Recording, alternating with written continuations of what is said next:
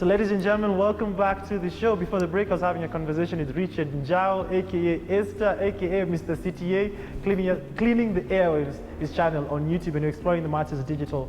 So I'm calling you Richard Njao. I'm like taking a lot.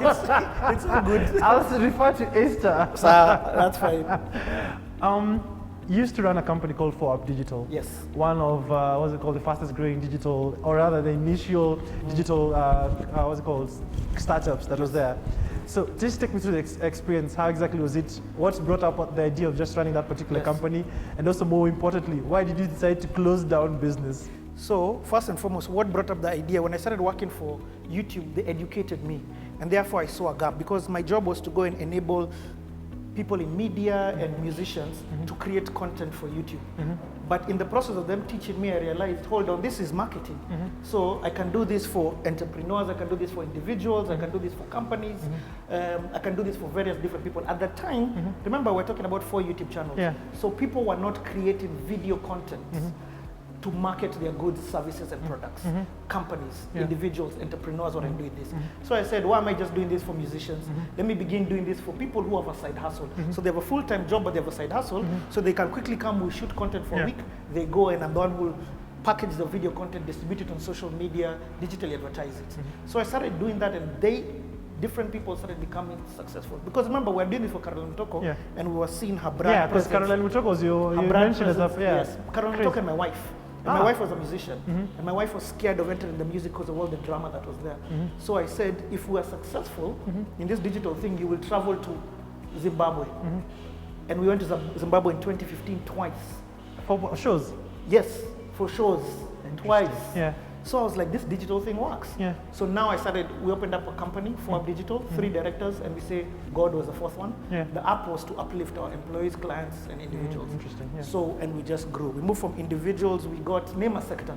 We've worked with them. Interesting. Name from PR, we worked with Janadine. We worked with you guys just blew up so fast. Yes, because nobody was creating video digital content, and the pricing point at which we were creating it was extremely affordable. Because remember, we're bag shooting, so we could charge as little as 5,000 shillings per video. Normal people were charging 80,000 shillings, so we disrupted the market, but we got a lot of people.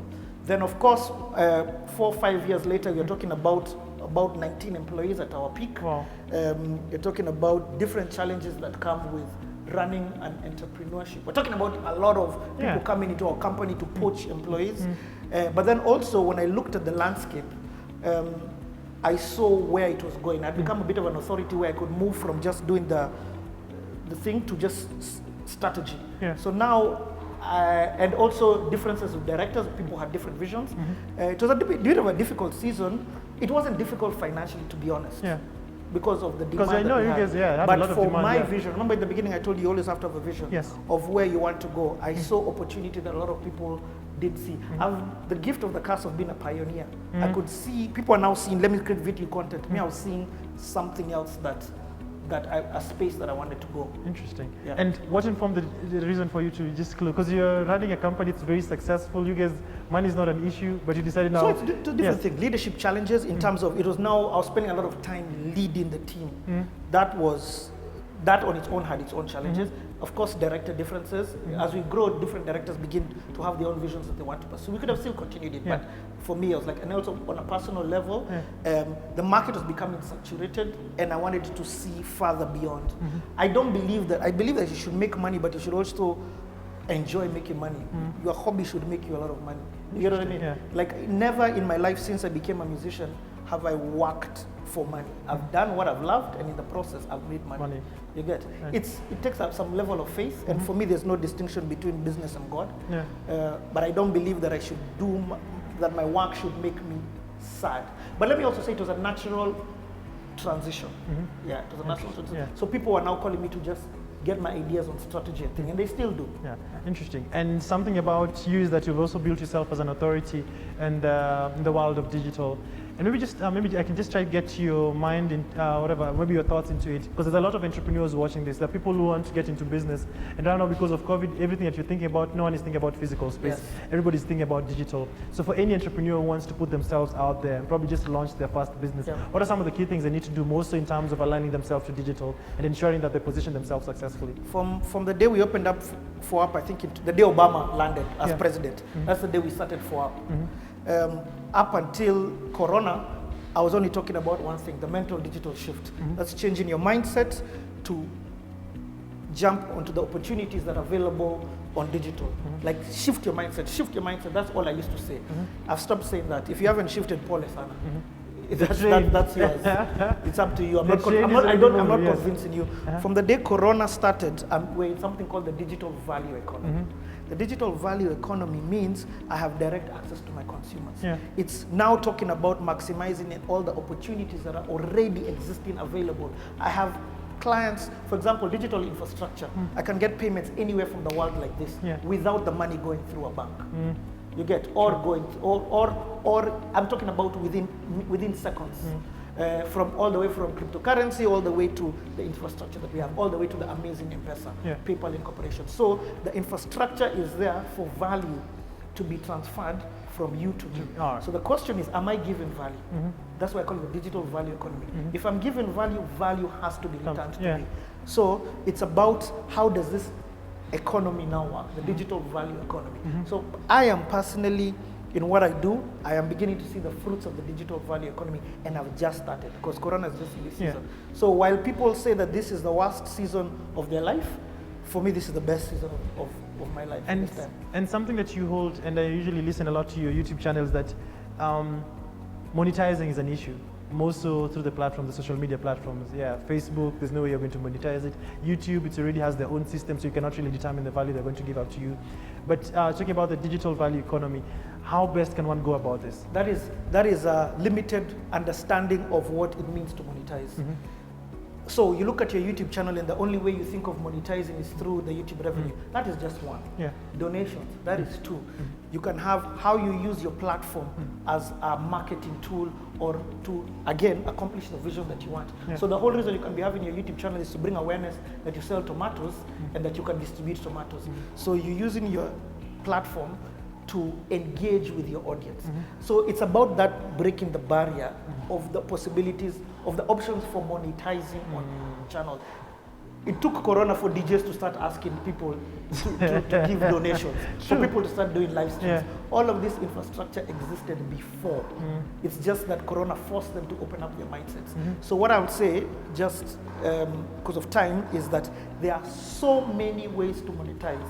You just have to get creative and do what Nike did. Just do it. Just try, fail, adapt. So my biggest advice to maybe entrepreneurs watching is try and fail. There's nothing like failure. Failure is just going to teach you how not to do it or how to do it differently or how to do it in the same way that you're doing it better. Interesting. And maybe just because that was in reference to content creators now as a business in terms of positioning your product out there. That's not in reference to content creators. Every single business has to have a KTN mentality. Every single business that is there, and I've been saying this for years, you have to have a media house mentality. You can't be like, I sell food, but I don't create content. Sell food, show people how it's happening in the kitchen, show people how you don't use a lot of oil, that how you are healthy, how you cook healthy. The content creating is a part of every single business. Part of the transitions of 4UP is that I realized my clients wanted more content creation. For example, Sitam Church Online, which I set up. So they wanted their own in-house production. Nabo Capital, they wanted their own in-house production. So that's why I was like, there's going to be a transition because everybody, businesses, and I'm not talking about businesses, have entered a media house mentality. Create content every single moment. And it seems that's now the future that we are in right now and the future that we're going to go into. And there's something quite interesting about the world of digital is now, what's it called, because of the disruption that digital has been, is that the value that was initially there is being disrupted. in the sense that there's a different medium where you can reach your clients. So one of the key things, because I meet a lot of, everybody's a social media influencer, everybody's a content creator right now, quote unquote, but how now do you, as an entrepreneur in this particular space, how do you establish your value when you're dealing with clients? Because that's one of the biggest things. Every single person has value, every single human being. Stop trying to copy people, stop trying to be different, be yourself. In what it is, you cannot be better at me than digital. It's what God created me to do. And I'm not saying that I can't be better than you, Usain Bolt, at running 100 meters. So every single person has value that other people want. That's why it's called the digital value economy. I'm exchanging your value for my value. You're taking my value and you get. So if your job is to talk about how to recycle, that's all you need to do. And you will become the authority in that. Now everybody is trying to be an authority in what you're not an authority in. You get, if your job is just to talk about lipstick, talk about that. If your job is to talk about how to do eyebrows, talk about that. There's too many options, there's too much space. I'll end by saying this. Part of when I started YouTube, when you'd go and write how to make ugali on YouTube, it would be somebody abroad. Kenyans were not creating content in that space. Now there's space. 180 million views Kenyans were giving YouTube at that time, but 85% of that content was Kenyans watching content from abroad because Kenyans were not creating that thing. So there's space for anybody to talk about anything on YouTube. But you just find out what is my vision, then create content based on that. My goodness. I just can't believe you're out of time. Time usually flies so fast. But ladies and gentlemen, all this value, you can get it on YouTube. Just search for The Business Coach on the KTN homepage where you can get access to this content. You can also check out Richard Njao's YouTube page that is cleaning the airwaves. So much to learn also from his channel, all about digital, all about from the cultural shaping icons. All right, so that's the all time we have. So ladies and gentlemen, just to remind you, each and every day of the week, Monday to Friday, you can watch reruns of The Business Coach on KTN at 9:30 a.m. And on Tuesday, get me on Instagram at 9 p.m. where I host different entrepreneurs just to talk about business and all. My name is Ian Dennis, and this has been The Business Coach, where we help entrepreneurs better their businesses.